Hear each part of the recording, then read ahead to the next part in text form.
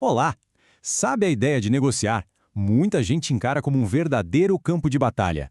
Mas e se fosse, na verdade, uma habilidade que qualquer pessoa pode aprender e dominar? A ideia aqui é justamente essa: desmistificar esse medo todo e transformar a negociação numa ferramenta clara para construir coisas boas. E aí, essa pergunta bateu fundo? Se a resposta for sim, olha, saiba que essa sensação é super comum. Aquele frio na barriga, sabe? Aquela hesitação na hora de fazer uma contraproposta, isso não é um defeito nem uma falha de caráter. Na verdade, essa reação tem tudo a ver com a forma como o nosso cérebro foi programado. É uma resposta psicológica completamente normal que a gente pode entender e, melhor ainda, aprender a gerenciar. Certo, vamos entender o que acontece na nossa cabeça. O nome disso é psicologia do bloqueio. Pensa que é uma mistura de duas coisas bem fortes: o medo de ouvir um não, da rejeição, e a nossa mania de focar muito mais no que a gente pode perder do que no que pode ganhar. Essa combinação é explosiva e cria uma barreira gigante que impede a gente de negociar com confiança. Ok. E como se supera esse bloqueio? O primeiro grande passo é uma mudança de mentalidade.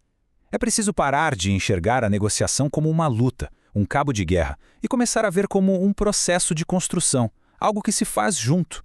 E essa imagem aqui ilustra a diferença perfeitamente. De um lado, a negociação distributiva. É o clássico ganha-perde. Imagine um bolo de tamanho fixo. O único objetivo ali é pegar a maior fatia possível. Já do outro lado, temos a negociação integrativa, a do ganha-ganha. Aqui, o foco muda completamente. A ideia não é só dividir o bolo, mas sim trabalhar em conjunto para fazer o bolo crescer. Assim, todo mundo sai com um pedaço maior no final. Tá, mas como a gente leva essa mentalidade para a prática? Com uma estrutura bem simples, mas muito poderosa, que a gente pode chamar de tripé estratégico.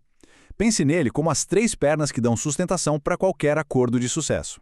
E aqui estão os 3 pilares do nosso tripé: pessoas, processo e substância. Cada um deles é absolutamente crucial. Se a gente ignorar qualquer um dos 3, o acordo todo pode desmoronar. Primeiro pilar: pessoas. Porque no fim das contas, negociações são feitas por gente. Então é fundamental saber gerenciar as emoções, as suas e as do outro lado, construir um relacionamento de confiança e, talvez o mais importante de tudo, separar a pessoa do problema. A questão não é pessoal, o desafio é o que está na mesa, não quem está sentado na outra cadeira. Em seguida, o processo. Essa é a parte do como a negociação vai acontecer. Qual vai ser o passo a passo? Como a conversa vai fluir? Vamos combinar de usar critérios justos e objetivos para tomar as decisões? Definir o processo desde o início evita que tudo vire um caos. E por último, fechando o tripé, a substância. Aqui é o quê da negociação. É o contrato em si, o preço, o prazo de entrega, ou seja, o resultado concreto que está em jogo. É aqui que os detalhes importam, mas eles só conseguem ser bem resolvidos se os outros 2 pilares, pessoas e processo, estiverem bem sólidos. Essa citação do John F. Kennedy captura a essência da negociação estratégica de um jeito brilhante. Não se trata de agir por desespero, por medo.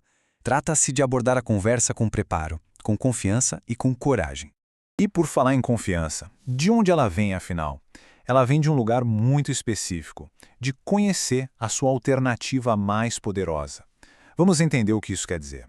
O nome técnico é MANA, que vem de Melhor Alternativa à Negociação de um Acordo. Em inglês, é muito comum ouvir a sigla BATNA, mas, de forma bem simples, é saber qual é a sua melhor jogada caso precise levantar da mesa e ir embora. O que se faz se não houver acordo? Ter essa resposta na ponta da língua é a ferramenta mais importante que se pode ter. E aqui tem um ponto fundamental. A mana não é um prêmio de consolação, não é um plano B qualquer. Ela é a medida do seu poder na mesa. Pensa bem, quanto melhor for a sua alternativa, menos você precisa ceder naquela negociação específica. É isso que permite negociar a partir de uma posição de força e não de necessidade. Muito bem. Com a mentalidade certa, uma estrutura clara na mão e a consciência do nosso poder, estamos prontos para trilhar o caminho prático que leva até um bom acordo.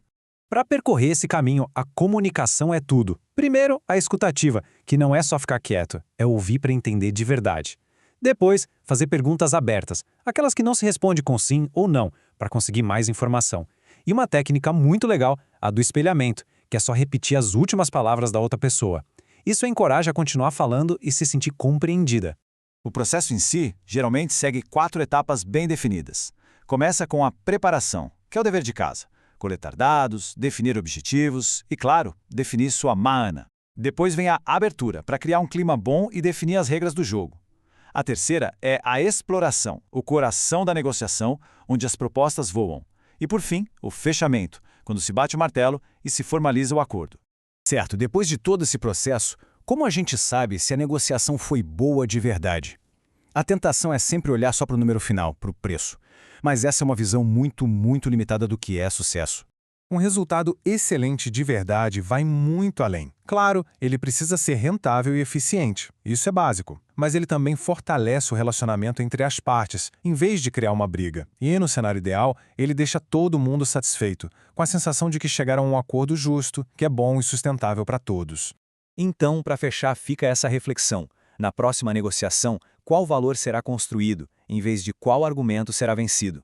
Ao mudar o foco de vencer uma discussão para construir valor, a negociação deixa de ser aquele evento estressante e se torna uma oportunidade estratégica para criar resultados melhores para todo mundo.